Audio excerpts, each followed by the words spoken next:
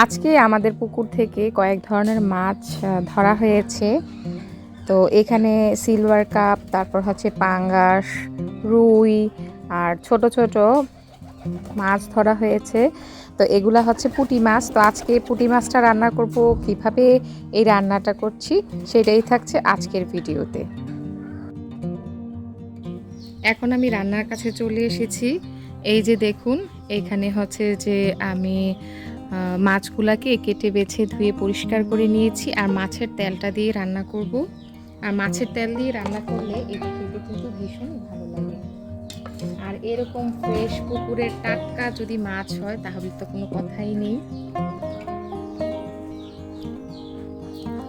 মাছগুলাকে আমি সামান্য একটু লবণ, হলুদ আর মরিচের গুঁড়া দিয়ে মেখে একটু হালকা করে ভেজে নেব।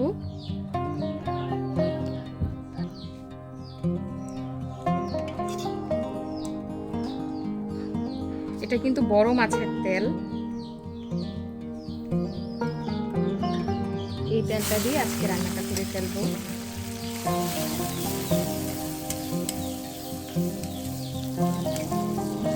নতুন করে কিন্তু আর কোনো তেল দিব না, আমি এই তেলেই রান্নাটা করে ফেলবো।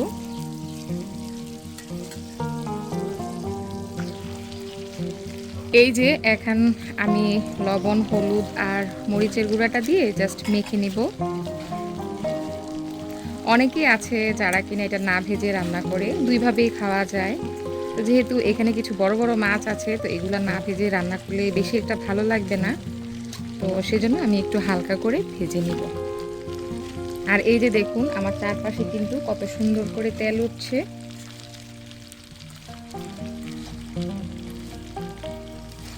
মাছের তেল তো আমাদের শরীরের জন্য অনেক উপকার। এই তেলটাতে আসলে কোনো ক্ষতি হয় না।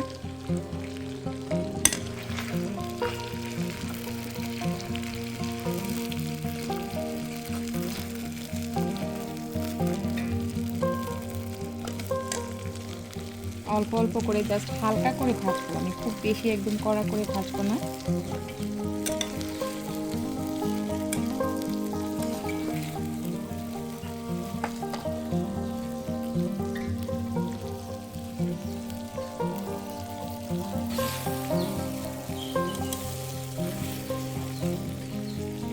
এটা খুবই হালকা করে ভেজে নেব। চুলার আঁচটা একটু বাড়ানোই থাকবে।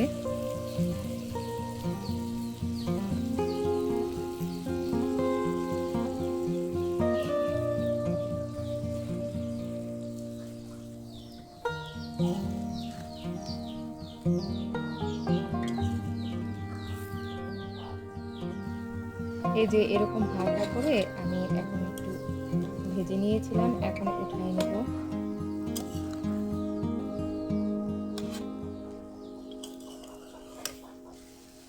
এই যে দেখুন, আমি হালকা করে ভেজে নিয়েছি। এখন আমি এই তেলের মধ্যেই পেঁয়াজ কুচি দিয়ে দিব। পেঁয়াজ কুচিটা দিয়ে এবার এই তেলের মধ্যে খুব ভালো করে আমি একটু এটা ভেজে নেব।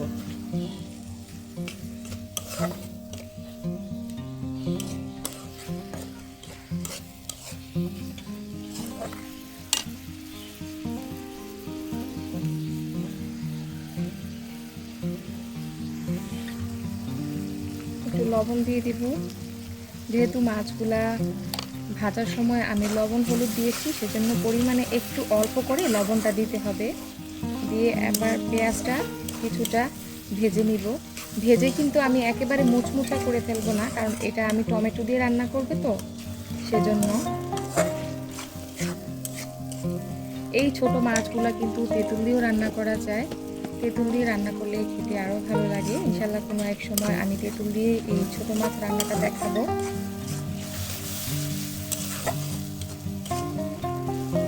একটু টকটক করে রান্না করলে খেতে এটা বেশি ভালো লাগে।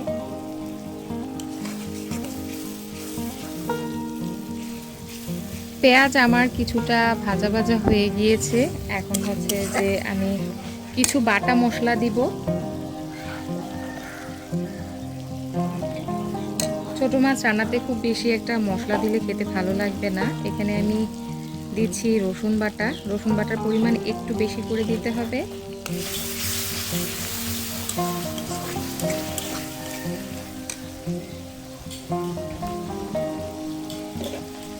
তারপর দিব আমি আদা বাটা। আদা রসুনের পেস্টটা দিয়েই কিন্তু মূলত আমি রান্নাটা করব। দিয়ে এবার এটা খুব ভালো করে আমি কষিয়ে নিব।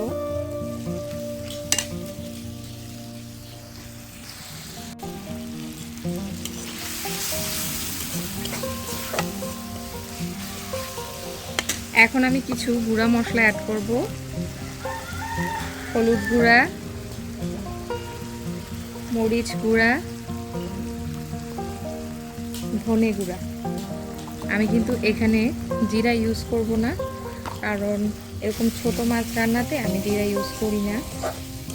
আদা রসুনটাই দিই, এটা দিলেই এটা ফ্লেভারটা আর এটা খেতে খুবই ভালো লাগে। সামান্য একটু পানি দিয়ে আমি মশলাটা কষিয়ে নিব।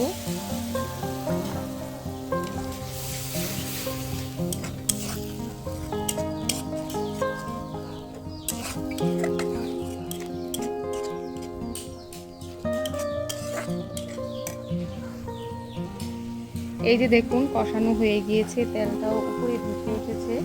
এখন আমি দিয়ে দিব টমেটোটা। আপনারা অনেকেই হয়তো বা এই সিম্পল রান্নাটা পারেন। অনেকের কাছে মনে হতে পারে যে এই রান্নাটা এমন আহামরি কি, তো যারা পারেন না বা যারা নতুন রাঁধুনি আছেন তারা কিন্তু এইভাবে বাসায় ট্রাই করে দেখতে পারেন। এখন হচ্ছে এটা একটু ভালো করে আমি কষিয়ে নিব।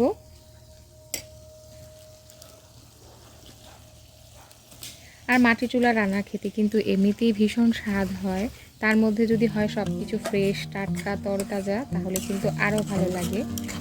আমি যেভাবে রান্না করি, যা রান্না করি তাই আপনাদের সাথে শেয়ার করি। আশা করছি অন্যান্য ভিডিওর মতো আজকের এই ভিডিওটাও আপনাদের ভালো লাগবে। যাই হোক, এই যে দেখুন আপনাদের সাথে কথা বলতে বলতে কিন্তু আমার কষানো হয়ে গিয়েছে। এখন এখানে আমি পানি দিয়ে দিব।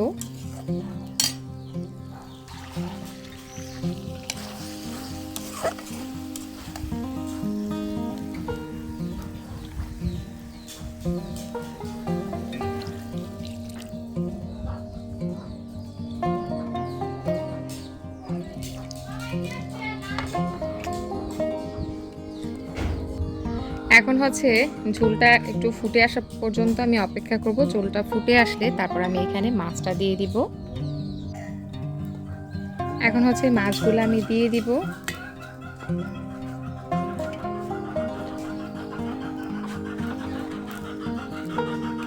দিয়ে খুব বেশিক্ষণ সময় রাখবো না, জাস্ট ভালো করে সব কিছু সেদ্ধ হয়ে ঝোলটা একটু কমে এলেই কিন্তু আমি এই মাছটা উঠিয়ে নিব। এই রান্নাটা যতটা সিম্পল, খেতে কিন্তু ততটাই মজা। আর আজকে তো একসাথে সব মাছ রান্না করা সম্ভব না, আজকে ছোট মাছটা রান্না করেছি, ইনশাল্লাহ পরে হচ্ছে যে বড় মাছগুলো রান্না করব। তো আমি যেই প্রসেসে ছোট মাছটা রান্না করেছি ঠিক সেম প্রসেসে কিন্তু আপনারা চাইলে যে কোনো ধরনের মাছ রান্না করতে পারেন। আর আমি এখানে মরিচের গুঁড়ার পরিমাণটা একটু বেশি ইউজ করেছি, কারণ আমি একটু ঝাল পছন্দ করি। আর আপনারা চাইলে এখানে কাঁচা মরিচ ইউজ করতে পারেন। যেহেতু আমি ঝালের পরিমাণ একটু বেশি দিয়েছি সেজন্য আর কাঁচা মরিচটা ইউজ করিনি। এই যে দেখুন আমার রান্না হয়ে গিয়েছে। এটা গরম গরম ভাতে কিন্তু খেতে ভীষণই ভালো লাগবে। তো কেমন হয়েছে আজকের আমার এই ছোটো মাছ রান্নাটা অবশ্যই কমেন্ট করে জানাবেন। যদি ভালো লেগে থাকে তাহলে প্লিজ আমার চ্যানেলটা সাবস্ক্রাইব করবেন। সবাই ভালো থাকবেন, সুস্থ থাকবেন, আমাদের জন্য দোয়া করবেন। আল্লাহ হাফেজ।